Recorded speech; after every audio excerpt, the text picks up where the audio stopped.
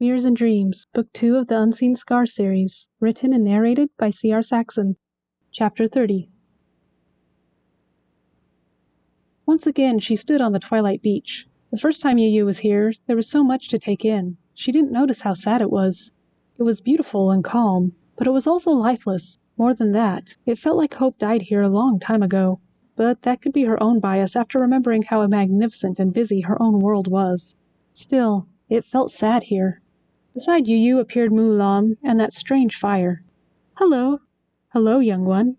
"I was wondering if I'd dream of you again." Yu smiled at the old woman. "Not hoping to dream of my charges?" Heat peekened Yu's cheeks. "Can't it be both?" "It can." Weathered arms reached out and hugged the girl before stepping back and asking, "Is it both?" The words Yu meant to say stuck in her throat. Seeing the old woman again was nice. This person who came from nowhere and freed her. Lam showed her how to fix her world, then introduced her to the most magnificent, whatever those charges were.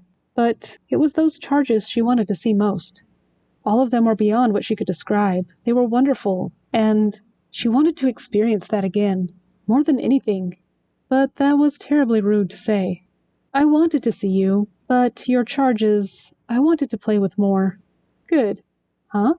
"If I were to give you one to hold for me, not to keep, just to hold for a time, would you accept it, care for it, love it?" It sounded more like Lam was asking about a pet than an embodiment. That's what they are.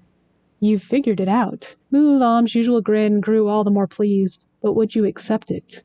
Breath and words alike left Yu as her realization came together. She didn't know how long they stood there, her mind spinning, but the old woman waited patiently for her to answer. "You'd give one to me?" "For a time." Why would she give me one, and why only for a little while? Yu wasn't sure which of these questions were most important, but both of them nagged the back of her mind. For how long? Till their guardian is found. Guardian? That's a story for another time. A closed, gnarled hand stretched forward, but didn't open. Do her hands hurt? Yu looked down at her own. She knew what they looked like, but here they were perfect. No scars, full dexterity, no pain. "I don't think I could choose between them." "Then it's a good thing I've already chosen for you." That aged hand opened, revealing a tiny shell. It wasn't quite the same as last time. It was smaller, tiny, browns and golds wrapped around the cream spiral. That shell, the last time she picked it up, the world was so alive, so much more than she ever realized. Why Uyan? "I love all the charges. Having a favorite proves I'm a terrible keeper." Lam stroked the shell. "But Uyan has been with me since the beginning. There's no one I trust more." Blood pounded in Yu's ears. "Then that's the last one you should give me." But those words wouldn't leave her tongue. "Then why not another?" "Because there's no one I trust more to test and guide the Jinku." "Jinku?" Even as Yu repeated the word, she knew who Lam was referring to. But she didn't know what it meant, or the job it entailed. "But why?" "You haven't passed yet." Once again the old woman stretched out her hand to Yu. "Will you hold it for a time?"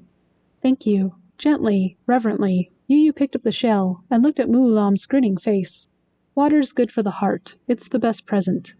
Everything faded, but not to black. It was the darkness of closing your eyes in a bright room. So Yu opened them. Sunlight shone from her window, bathing her in light. Black gloves covered her hands, and in the palm of one was a tiny spiral shell wrapped in browns and golds.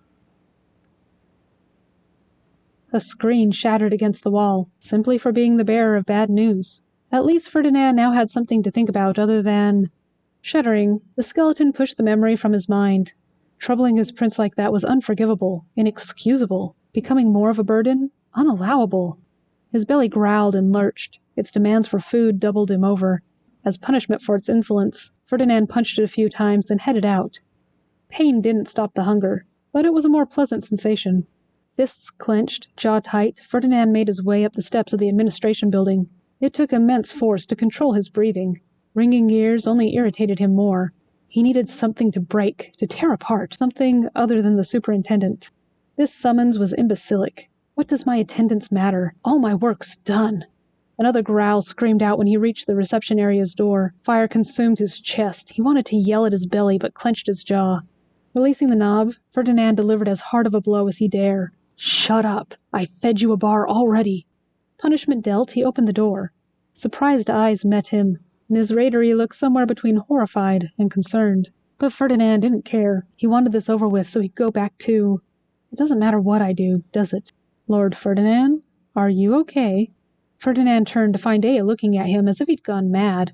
Frozen, he took stock of himself. His stomach growled. A rhythmic jarring pounded against his abdomen. When Dea's eyebrows knit together, red coated the room. This man was a threat, one he wanted to destroy. You summoned me before breakfast. Worry and uncertainty filled the man's being, conflicting with the earned honors recorded on Dea's skin. I wanted to talk to you before class. You still had time to eat. No time was mentioned, so I decided to get this over with. Punch, punch, punch. What food would you like? Ferdinand shrugged. Part of you knows, danced across Dea's face, but he motioned the skeleton to his office. Ms. Raidery? Right away, sir. Why is this happening again? Zephyr mumbled, hiding his face in his knees. This is a dream. It's a nightmare. Wake up. None of this happened. Wake up. It's just my overactive imagination. Wake up. Wake up and laugh for being shaken by a ridiculous dream. The creak of the door's hinge announced a visitor. Are you all right? Denalia sat beside her huddled friend.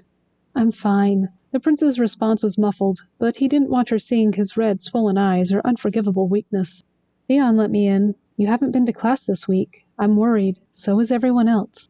I'm fine. Zephyr's thumb drew a line down from his shoulder twice.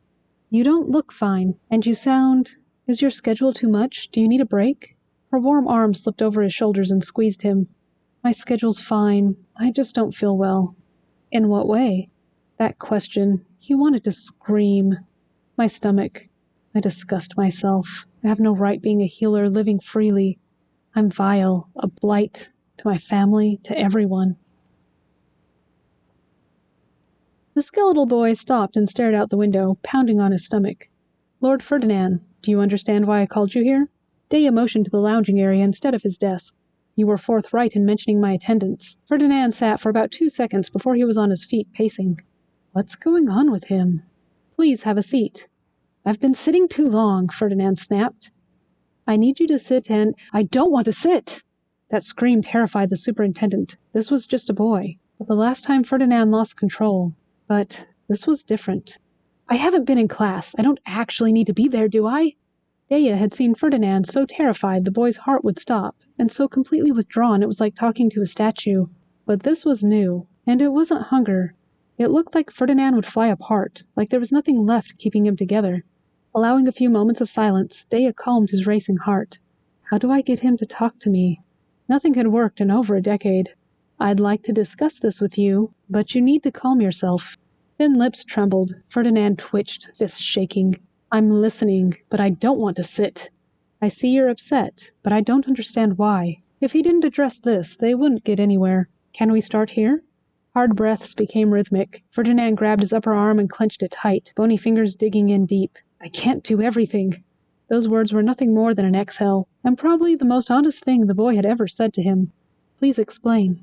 That's all you ever want, isn't it? Explanations. That skeletal face twisted with pain and rage barely contained. I can't do everything. You want me to waste time in classes I don't need to be in? You want me not to push myself so I can heal? You want me to reach these goals you set? You want me to take on projects and be a perfect student? I have other things I'm required to do. I have demands I'm expected to meet. There are people who need me to work. There are things far more important than this useless place. Helplessly, Dea watched the boy pace, knocking furniture out of the way, throwing anything his hands grabbed, beating his stomach when there was nothing else to hit. With each word, Ferdinand's voice got louder and more unstable. Those crystal blue eyes clouded over. What will he do? Speaking only made Ferdinand angrier.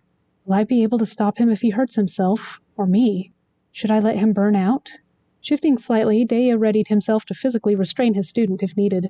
I work hard. I've done everything I've been asked. I've been a good student. I've done all I'm capable of. Bony hands clutched overgrown hair, pressing hard against his skull. Muffled screams escaped clenched teeth.